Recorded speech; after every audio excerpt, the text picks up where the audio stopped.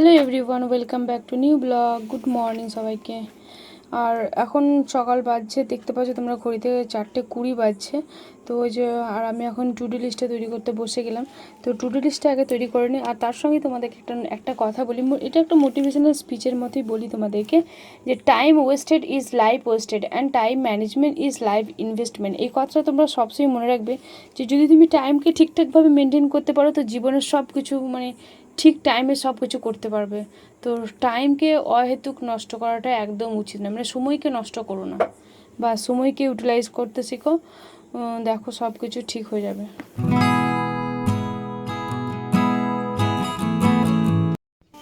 তো এখন আমি জিওগ্রাফিটা নিয়ে বসে গেলাম, আর জিওগ্রাফিতে আজকে আমি সমভূমিগুলো পড়বো, প্লেটুগুলো।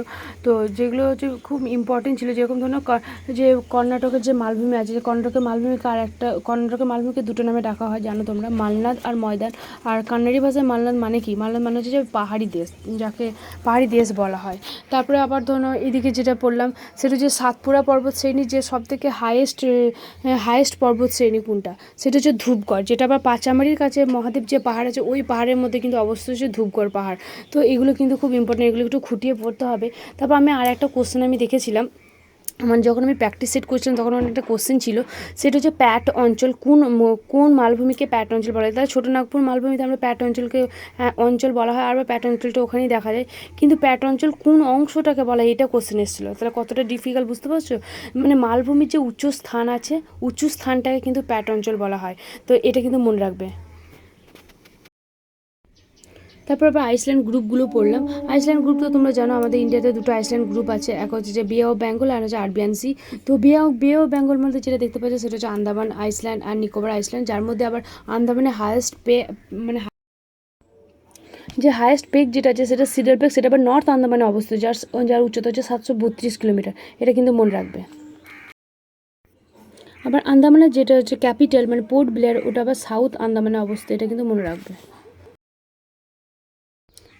যেটাকে আমরা বলি জীবন্ত আগ্নেয়গিরি হচ্ছে ব্যারিন, আর সুপ্ত আগ্নেয়গিরি যেটা মৃত অবস্থায় প্রায় আছে সেটা হচ্ছে নাম নরকন্ডামা। এগুলো মনে রাখবে কিন্তু। তারপরে আবার আর তো অনেকদিন আমাকে জিজ্ঞাসা করছে ম্যাপ থেকে কি পড়ো দিদি, আর ম্যাপটা না দিলে তুমি পড়বে কী করে? যদি ম্যাপে অবস্থানটা দেখে না যে কোথায় আছে, দেখবো অনেকটা মনে রাখতে সুবিধা হয়। তার জন্য আমাদের অবশ্যই ম্যাপটাকে কাছে রাখতে হবে এবং ম্যাপটাকে ফলো করতে হবে। আমি ম্যাপের মধ্যে দেখো হাইলাইট করে নিচ্ছি যে আমি পড়ছি কাথিয়ারা পেনিনসুলা, বুন্দেলখণ্ড পেনিনসুলা। তো এগুলো কোথায় কোথায় আছে এগুলোকে আমি একটু দেখে নিচ্ছি আর এগুলো হাইলাইট করে নিচ্ছি, কারণ যখন ম্যাপটা খুলবো আমার চোখের মধ্যেই পড়তে তারপর হচ্ছে মালবা প্লেটু, তারপর আরাবলি রেঞ্জ। তো এই জন্য আমি এগুলো ম্যাপ পয়েন্টিংটা করে নিচ্ছি, আর ম্যাপ পয়েন্টিং করা অবশ্যই খুবই ইম্পর্টেন্ট, আর ম্যাপটা কাছে রাখলে পড়তে সুবিধা হয়। আমি এখন নিচেই চলে এসেছি, নিচে এসে দেখছি পেপারটা দিয়ে গেছে। তো আমি এখন ভাবলাম একটু টাইম যখন আছে আগে পেপারটা পড়ে নিই, ব্যায়াম ট্যাম করা হয়ে গেছে আমার। তো আমি এখন পেপারটার জন্য পড়ে নিচ্ছি, আর পেপারটার থেকে সবথেকে বড় ব্যাপার মা আগে পেপারটা পড়েছে, আর মা বলছে আজকে পেপারে খুব ভালো তো সম্পাদক সমাবেশ দিয়েছে। আমি বলছি আপনি কী করে জানলেন? কারণ মাও আমার ভিডিও দেখে দেখে মা বুঝে গেছে কোনটা সম্পাদক সমাবেশ, কোনটা ওর ইম্পর্টেন্ট। আমি বলছি বা খুব ভালো। দিয়ে তারপর আমি পড়ে দেখলাম হ্যাঁ সত্যি ইম্পর্টেন্ট। যেরকম হোর্ডিংয়ের ব্যাপার নিয়ে একটা দিয়েছে, আর একটা দিয়েছে শেষ সুযোগ, যে দূষণের ব্যাপারে, যেরকম দিল্লিতে আর কলকাতাতে প্রচণ্ড পরিমাণে দূষণ। তো এই দূষণের ব্যাপারে একটা সম্পাদকের প্রতিবেদন দিয়েছে, আর সম্পাদক সমিতিগুলো দিয়েছে ছাত্র শিক্ষা নিয়ে। তো এগুলো ইম্পর্টেন্ট আছে, বাট আমি আজকে লিখবো ওই শেষ সুযোগ বলে একটা দিয়েছে, সেটা হচ্ছে যে ওই দূষণের ব্যাপার নিয়ে। তো সেটা আজকে লিখে নেবো। তো যাই হোক পেপারটাতে, আর তাছাড়া গরু পাচার, এই কয়লা পাচার, এইসব নিয়ে পুরো পেপারটা কত টাকা যে লুট করেছে টিএমসির যে বড় বড় নেতা মন্ত্রীরা, তো সেই ব্যাপারে পড়তেও না বিরক্ত লেগে গেছে, মনই খারাপ হয়ে যাচ্ছে, কী করেছে রাজ্যটাকে। তো এখন আমি ফেব্রুয়ারি সিএটা নিয়ে বসে গেলাম, আর আমি যেহেতু রিভিশন দিচ্ছি জানুয়ারি থেকে, তো জানুয়ারি ফেব্রুয়ারি সবগুলো এখন রিভিশন দেবো। তো ফেব্রুয়ারিটা আমি কাল থেকেই শুরু করেছি, আর আজকে আমার দ্বিতীয় দিন, আর আজকে আমি ফেব্রুয়ারিটা আশা করছি যে এই জব স্টাডি যেটা আছে সেটা আজকে পুরোটা রিভিশন হয়ে যাবে, কারণ এটা বাংলাতে লেখা যায়, এটা খুব তাড়াতাড়ি হয়ে যাচ্ছে। আর এখানে যে ডে হিসাবেও দেওয়া আছে, কিন্তু ডে হিসাবে তো আমি পড়বো না, শুধু এখানে স্কিম যোজনা, অ্যাপ পোর্টাল লঞ্চ আর বই প্রকাশ যেগুলো সেগুলোই পড়ছি। এর মধ্যে আজকে একটা বই পেলাম, আগেও আমি পড়েছিলাম, এটা অপারেশন খাতমা। এই বই বইটা কে লিখেছেন, তো এটা হচ্ছে আর.সি. গাঞ্জু আর অশ্বিনী ভাটনগর দুজন মিলে একত্রে লিখেছে। তারপর গোল্ডেন বয় নীরজ চোপড়া, এই যে বইটা কে লিখেছিলেন নবদীপ সিং, এগুলো খুব ইম্পর্টেন্ট। তারপর how to prevent the next pandemic, এই বইটা লিখেছিলেন কিন্তু বিল গেটস, এটা কিন্তু আমাদের মনে রাখতে হবে। আর তারপরে যে পশ্চিমবঙ্গের যে সুন্দরবনের যে মহিলাদের জন্য ওয়েস্ট টু ওয়েলথ ক্রিয়েশন, মানে হচ্ছে যে যে সুন্দরবনের মেয়েদের জন্য যেটা লঞ্চ করেছে, মানে ওখানকার যে মাছের যে আঁশ থেকে অনেক অর্নামেন্টস বানাবেন মেয়েদের পরার জন্য, তো সুন্দরবনের মহিলারা বানাবেন। তো তার জন্য একটা শিব সুব্রমণিয়াম রামান, মানে সিডবি, যিনি ব্যাংকের চেয়ারম্যান সিডবি ব্যাংকের, তো উনি এটা লঞ্চ করেছেন ওখানকার মহিলাদের জন্য। তো এটা আমাদের খুব ইম্পর্টেন্ট।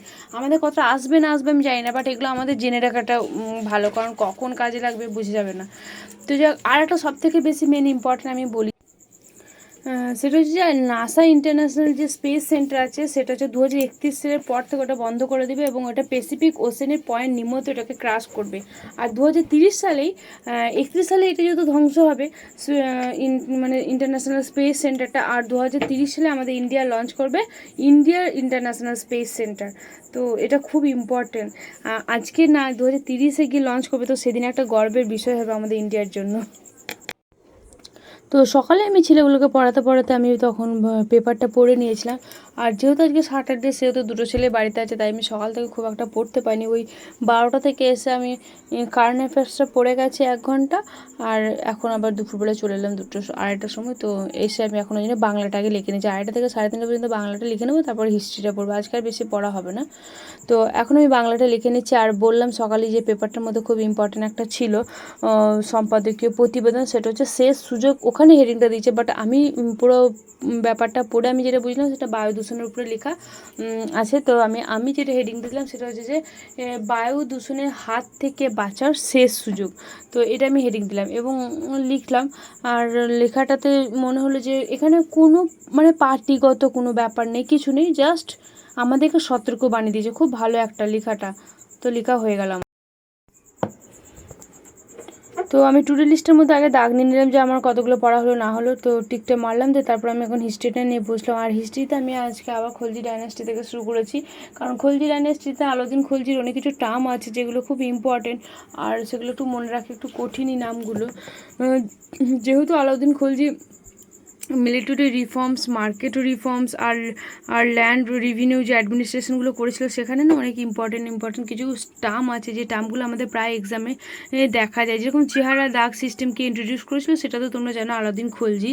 তারপরে যেটা সুপারিনটেন্ডেন্ট বলা, সুপারিনটেন্ডেন্ট যে মার্কেটে যিনি কন্ট্রোল করতেন, তাকে যে সুপারিনটেন্ডেন্ট ছিল তাকে কী নামে ডাকা হতো, সাহানি ই মান্ডি, এগুলো মনে রাখতে হবে। তারপরে যে আলাউদ্দিন খলজির নিজস্ব কিছু বাড়িদ ছিল, বাড়িদ মানে এরা ইন্টেলিজেন্সি মানে অফিসার ছিল, যারা ভিতরকার গোপন খবর মানে রাজাকে এনে দিতেন। তো এরকম কিছু ইম্পর্টেন্ট টার্ম ছিল, সেগুলো পড়লাম। তারপরে আরেকটা ইম্পর্টেন্ট ছিল, সেটা হচ্ছে আলাউদ্দিন খলজির সময় মানে ওনার যে রাজসভাকে প্যাট্রোনাইজ কে করতেন, তো জয়েসি, আর ওনার লেখার বইটার নাম কি পদ্মাবত। তারপর আলাউদ্দিন খলজির সময় আমির খুসরু ছিলেন, তো তখন তিনি লিখেছিলেন তুতি হিন্দ, আর তখন আলাউদ্দিন খলজি ওকে নাম দিয়েছিল প্যারট অফ ইন্ডিয়া, টাইটেলটা দিয়েছিল। তো এটাও খুব ইম্পর্টেন্ট। এরকম কিছু কিছু টার্ম আছে যে কোন রাজার সময় কোন লেখক আর কি বাইরে থেকে এসেছিলেন, পোয়েটাররা, তো সেগুলো আমি টার্মগুলো খাতার মধ্যে অনেক লিখে নোট ডাউন করে নিয়েছি আজকে, মানে ওখানে পড়তেই পেলাম। তো যাক, আমার হিস্ট্রি পড়াটা এখন হয়ে গেছে, আমি এরপর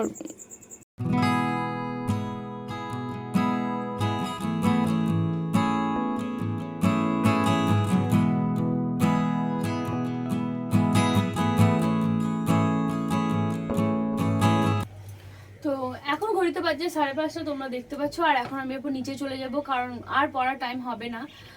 অলরেডি আমি 6টা পর্যন্ত ভেবেছিলাম পড়বো, বাট আজকে সায়নের ক্লাস আছে, অ্যাবাসকাসের ক্লাসে গেছে ও, আর জিসানকে এখন ও মিল্ক খেয়ে গেছে, বাট সেই টাইমে জিসান খেলো না। তো বুঝলাম আমাকে আরও করে নিচে যেতে হবে, এখন চাটা খেতে হবে, মিল খেতে হবে। তো আশা করি তোমাদের ভিডিওটা প্রত্যেকদিনের মতো আজকেও খুব ভালো লেগেছে। যদি ভালো লাগে থাকে অবশ্যই লাইক করবে, আর সুন্দর সুন্দর কমেন্টস করতে কিন্তু ভুলবে না, যে তোমাদের ভিডিওটা কোথায় কোথায় ভালো লাগছে, কোনটা বেশি ভালো লাগছে, তাহলে আমি বুঝতে পারবো যে কোন কোন কথাগুলো আমার তোমাদের বেশি ভালো লাগছে, আর কোন টপিকটা তোমাদের বেশি ভালো লাগছে। তো আর তোমাদের যে কোনো সাবজেক্ট যদি পড়তে অসুবিধা হয়, যে সেটা রিলেটেড কিছু কথা যদি জানতে চাও আমার কাছ থেকে, অবশ্যই আমাকে কমেন্টস করবে, তাহলে আমি সেগুলো অ্যান্সার তো দেবো, তোমাদেরকে ভিডিওর মাধ্যমে প্রোভাইড করে দেবো। আর একটা কথা তোমাদেরকে বলি, যে যে কোনো সাবজেক্টকে বেশি ভয় পাবে না। যে কোনো সাবজেক্টকে বেশি ভয় পাবে না, চেষ্টা করো পড়ার, নিশ্চয়ই সফলতা পাবে। তো চলো, আর আজকে যারা আমার চ্যানেল নতুন এসেছো অবশ্যই আমার চ্যানেলটাকে সাবস্ক্রাইব করে নিও, আর পাশ থেকে বেল আইকনটাকে অবশ্যই হিট করে নিও, তাহলে নতুন নতুন যা কিছু ভিডিও ছাড়বো তার নোটিফিকেশন আগে আগে তোমাদের কাছে পৌঁছাবে। তো চলো, আর কিছু বলার নেই, সবাই ভালো থেকো, দেখা হচ্ছে নেক্সট ভিডিওতে, বাই।